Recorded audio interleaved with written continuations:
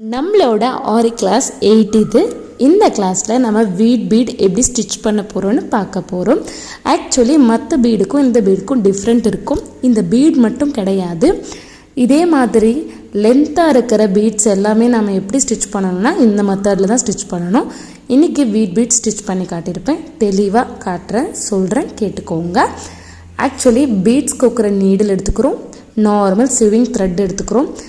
நான் எப்பயுமே பீட் கோக்கிறதுக்கு முன்னாடி ஃபஸ்ட்டு ஸ்டிச் வந்து ஒரு பேக் ஸ்டிச் போட்டு ஸ்மால் ஸ்டிச் போட்டு எடுத்துக்கணும். அப்போ தான் அது க்ரிப்பாக அங்கே நிற்கும். அந்த த்ரெட்டில் நம்ம வீட் பீடை கோக்க போகிறோம். ஆல்ரெடி எக்ஸ்பீரியன்ஸ் இருக்கவங்க 2 இல்லை 3 அந்த மாதிரி வீட் பீடை வந்து நீடில் கோத்துக்கிட்டு எடுப்பாங்க. நீங்கள் பிகினராக இருக்கிறதால ஒரு பீடை எடுத்து கோத்து ஸ்டிச் பண்ண கற்றுக்கோங்க. இப்போ நான் இதை எப்படி ஸ்டிச் பண்ணுறேன்னா, எடுத்த உடனே நார்மல் பீட்ஸ் மாதிரி அப்படியே ஸ்ட்ரைட்டாலாம் நான் வந்து ஸ்டிச் பண்ண போகிறதில்ல. கோதுமை மணிகள் ஓரளவுக்கு லென்த் வந்து நமக்கு பார்த்தா தெரியும். அது எந்த அளவுக்கு லென்த் இருக்கோ அந்த அளவுக்கு ஃபஸ்ட்டு த்ரெட்டை வந்து நார்மலாக ஸ்டிச் பண்ணி எடுத்துக்க போகிறோம். அதுக்கப்புறமா அப்போவும் ஸ்ட்ரைட்டாக ஸ்டிச் பண்ண போகிறது கிடையாது, இன்னும் ஒரு ஷார்ட் ஸ்டிச்சும் ஒன்று ஸ்டிச் பண்ணி எடுக்க போகிறோம். அதாவது கீழே நம்ம கொடுத்துருக்க லாங் ஸ்டிச்சோட க்ரிப்புக்காக ஷார்ட் ஸ்டிச் பண்ண போகிறோம்.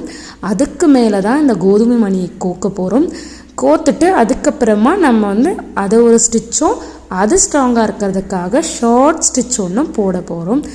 இதை விட தெளிவாக யாரும் சொல்ல மாட்டாங்க. இவ்வளோ தெளிவாக காட்டினதுக்கப்புறமும் டவுட் வந்து இருக்கக்கூடாது. நீங்கள் நல்லா பார்த்தீங்கன்னா ரொம்ப தெளிவாக புரியும். இதே மாதிரி தான் இந்த வீட் பீடாக இருக்கட்டும், கொஞ்சம் லாங்கான சைஸில் இருக்க பீட்ஸ் எல்லாமே நீங்கள் வந்து கோக்கணும். இது என்ன ரீசன் அப்படின்னா, கொஞ்சம் கூட அந்த க்ரிப் வந்து போகக்கூடாது. நார்மலாக ரவுண்ட் பீடு கோக்கும் போது க்ரிப் வந்து இருக்கும். இந்த மாதிரியான லாங் பீட் கோக்கும் போது க்ரிப் இருக்காது. அதோட சைஸ்க்கு என்ன பண்ணோம் அப்படின்னா ஷேக் ஆக ஆரம்பிக்கும். நமக்கு அந்த ஷேக் இருக்கக்கூடாது. ஆரி ஸ்டாண்டில் போடும்போது ஸ்டிச் பண்ணும்போது நமக்கு இருக்கிற க்ரிப்பே நம்ம ஸ்டிச் பண்ணி முடித்து ஆரி ஸ்டாண்ட்லேருந்து கிளாத்தை எடுத்ததுக்கப்புறம் ஒரு சின்ன லூஸ் கொடுக்கும். ப்ளவுஸ் ஸ்டிச் பண்ணும்போது அது இன்னும் லூஸ் ஆகக்கூடாது.